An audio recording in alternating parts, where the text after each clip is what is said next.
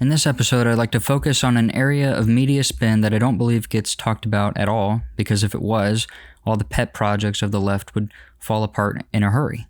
In this country, we have a serious perspective problem, because as our national dialogue focuses 1,000% of its time on minorities and gays, we really do have people out there actually suffering. There are people who, through no fault of their own, are really struggling. And we've abandoned those people. Think of all the sob stories you hear out there in the media. Think of every cliche American Idol audition. I'm 19, I was born in the South, and my parents disowned me because I'm gay. And I just wanted to be accepted, and so I'm here to prove the haters wrong, to show them that I can get through this. You know, we're all supposed to feel triumphant and, yay, we did it, we beat the meanie heads, you know, when they sing good. But the real struggle isn't at American Idol auditions.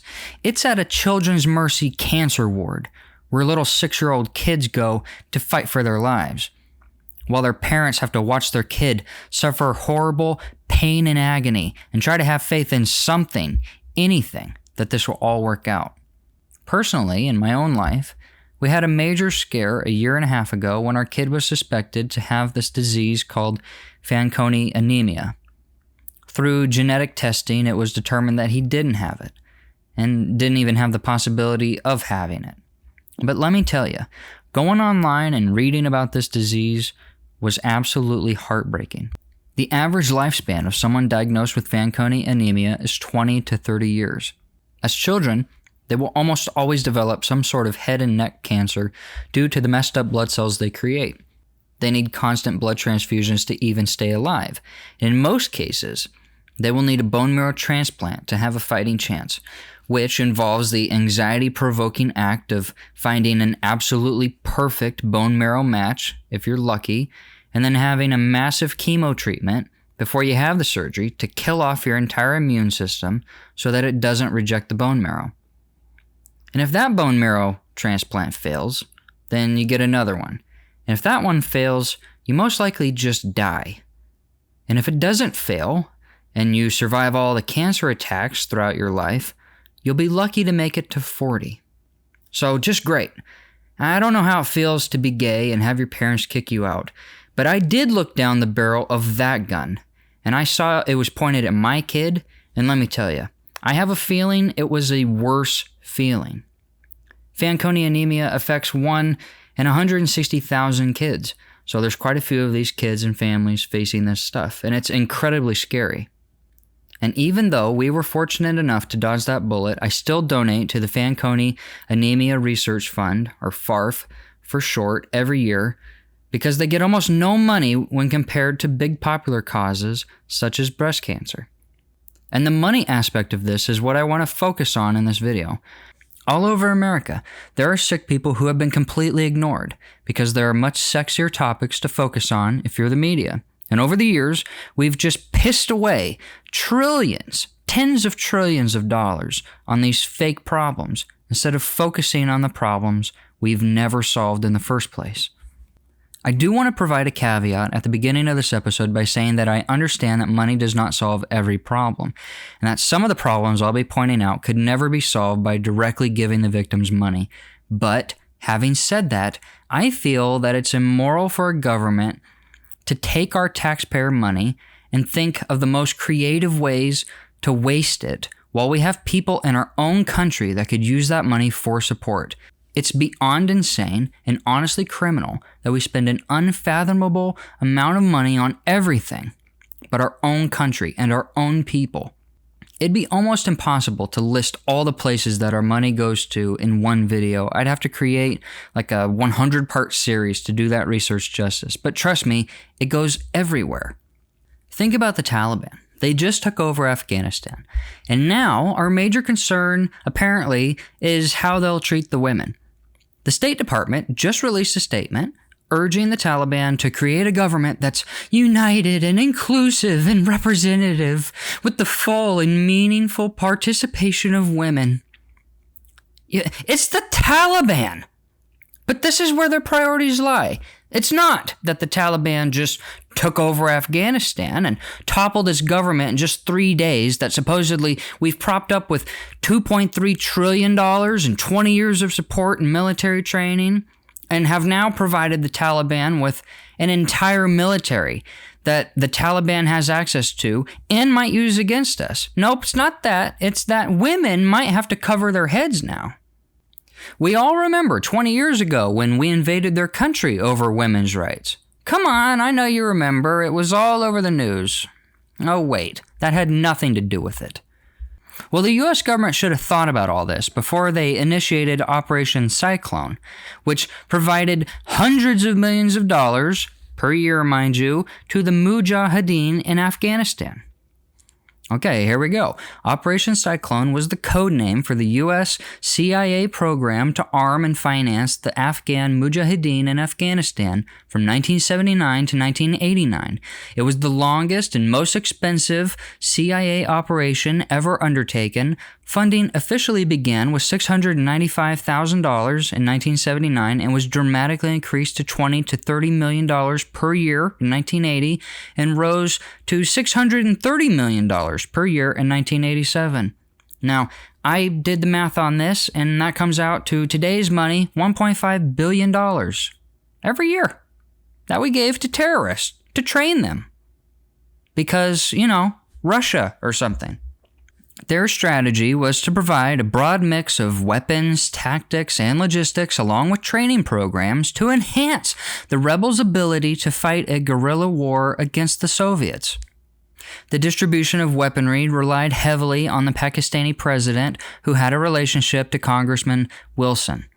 His ISI was an intermediary for funds, distribution, passing of weapons, military training, and financial support to Afghan resistance groups. Along with funding from similar programs from Britain's MI6 and SAS, Saudi Arabia, and China, the ISI armed and trained over 100,000 insurgents between 1978 and 1992. The U.S. offered 2 packages of economic assistance and military sales to support Pakistan's role in the war against Soviet troops in Afghanistan. The first 6-year assistance package from 1981 to 87 amounted to $3.2 billion, equally divided between economic assistance and military sales.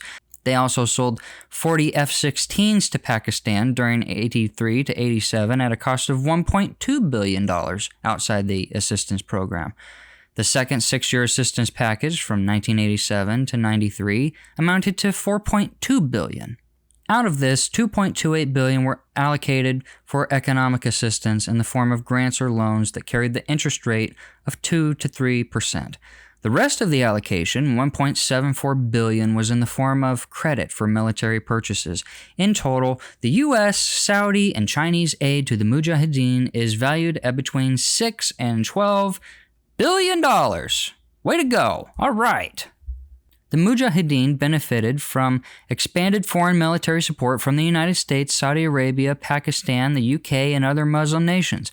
Saudi Arabia, in particular, agreed to match dollar for dollar the money the CIA was sending to the Mujahideen. Some have alleged that bin Laden and al-Qaeda were beneficiaries of CIA assistance. This is challenged by experts such as Call, who notes that declassified CIA records do not support such claims. However, Sir Martin Ewens noted that the Afghan Arabs benefited directly from the CIA's funding through the ISI and resistance organizations, and that it has been reckoned that as many as 35,000 Arab Afghans may have received military training in Pakistan at an estimated cost of $800 million in the years up to and including 1988. Some of the CIA's greatest Afghan beneficiaries were Arab commanders such as Haqqani and Hekmatyar, who were key allies of bin Laden over many years. Haqqani, one of bin Laden's closest associates in the 1980s, received direct cash payments from the CIA agents without the mediation of the ISI. This independent source of funding gave Haqqani disproportionate influence over the Mujahideen. Haqqani and his network played an important role in the formation and growth of al-Qaeda, with whatever this towelhead's first name, Haqqani, allowing bin Laden to train Mujahideen volunteers in Haqqani territory and build extensive infrastructure there. Great. It's just awesome. So the fact that Afghanistan needed occupied by U.S. troops in the first place is the direct result of the government's own doing by financing terrorism that it claims to hate. But think of all that money that could have been given to the most vulnerable among us. Now people, especially right-wingers, will say people are lazy, people don't want to work. We shouldn't be giving people money. And that's true. However, there should be a compromise where we focus money on the most vulnerable and sick. It shouldn't cost $350,000 to go to the hospital if you hurt yourself. I'm not saying it should be free, but that is criminal.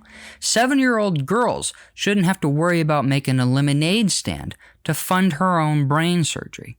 Because to fly to Boston and have the surgery done and all the costs associated with staying there would cost her family $12,000. Just look at all the GoFundMe pages dedicated to taking care of medical bills. It's 1/3 of all the GoFundMe pages. There's roughly 120,000 fundraisers seeking more than $4.3 billion. Think of all the parents who have to dedicate their lives to becoming full-time caretakers when they end up having kids who are physically or mentally handicapped. You think that only happens to rich people who can afford it? Or losers who don't work? What about severely disabled people? My point is, we have completely abandoned the sick people in this country. And if they can't work, through no fault of their own in many cases, and even if they could, they wouldn't be able to afford the insane medical bills that this country has created for itself. And it's ridiculous that we don't care for these people. The reason that Trump was a populist president is because he said things that resonated with certain groups of people. When he says, America first, we all know what that means, and we all know what he's talking about. It means taking care of our own people. Just think of the drug wars. We spend $51 billion annually on that. Over the last 50 years, we spent $20 trillion on something that's just going to end up being legal anyways.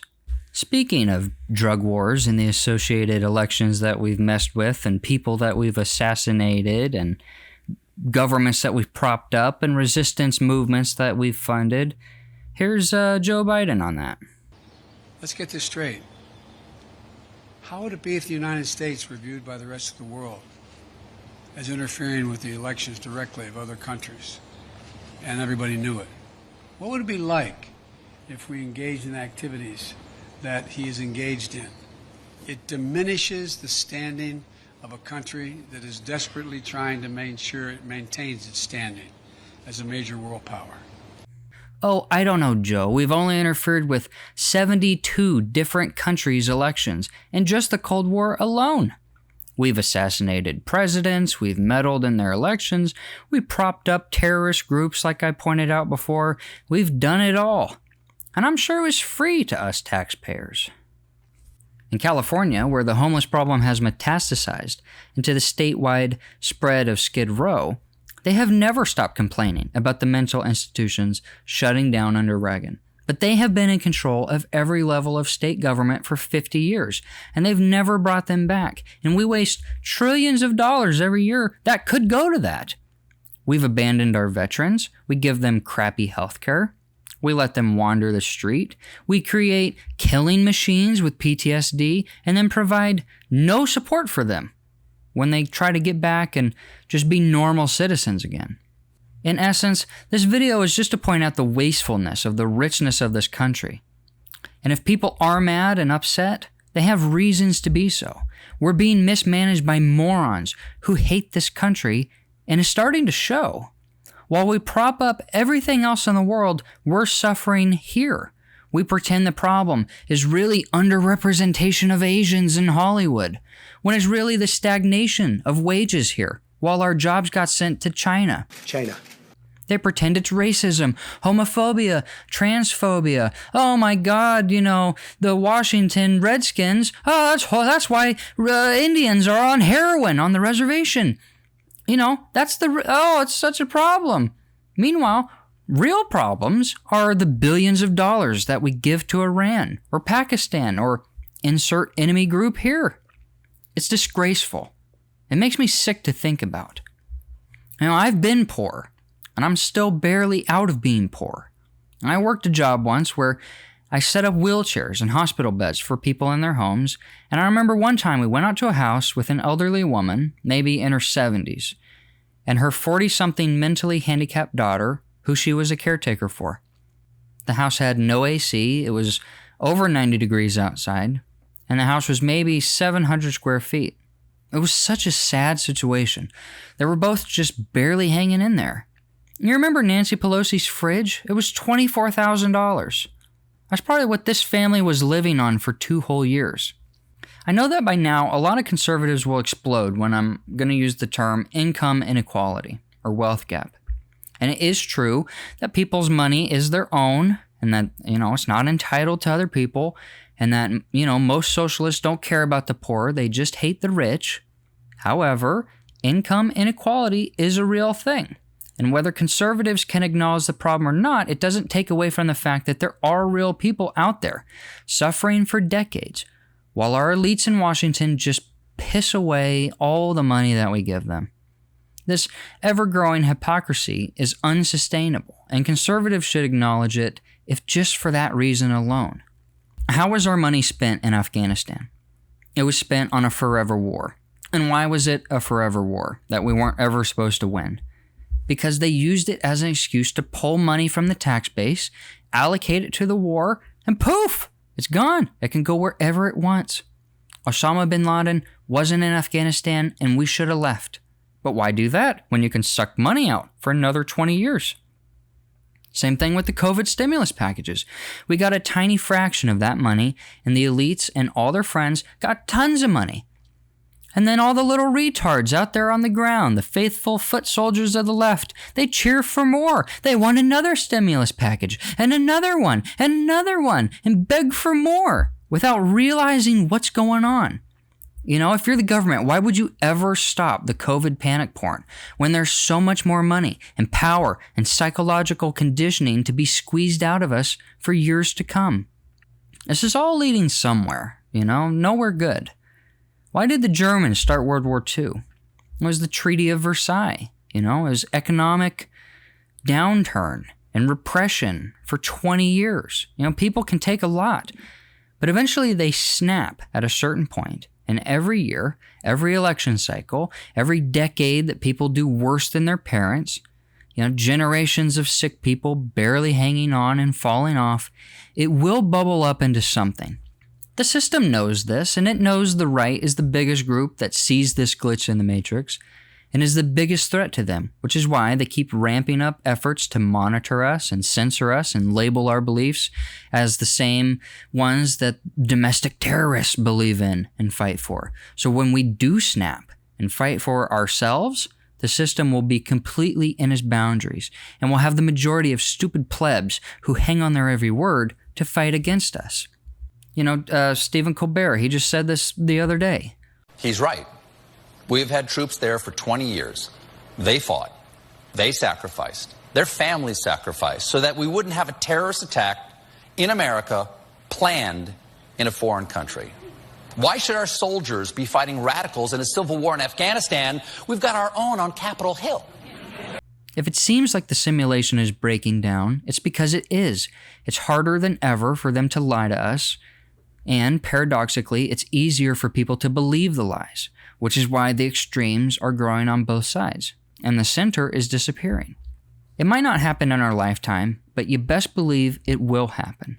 We just need more pressure and time.